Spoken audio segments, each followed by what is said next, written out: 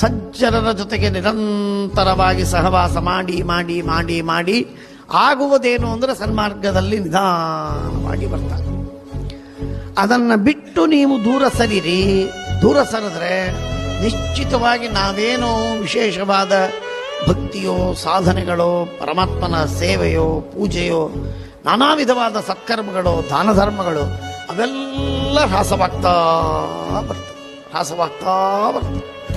ಖಂಡಿತವಾಗಿ ಅದರಲ್ಲಿ ವಿವಾದವೇ ಇಲ್ಲ. ಅಷ್ಟರ ಮಟ್ಟಿಗೆ ಅದು ನಮ್ಮನ್ನು ಹಾಳು ಮಾಡ್ತದೆ.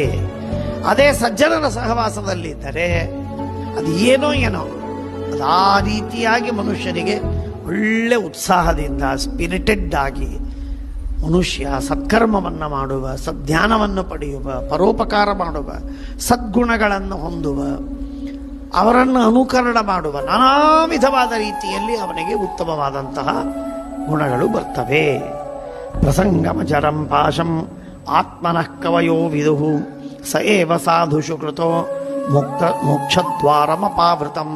ಸಜ್ಜನರಲ್ಲಿ ಸಂಘವನ್ನು ಮಾಡುವುದು ಎಂದರೆ ಮೋಕ್ಷದ ದ್ವಾರವನ್ನು ತೆರೆದಿಟ್ಟಂತೆ. ಮೋಕ್ಷದ ದ್ವಾರವನ್ನು ತೆರೆದು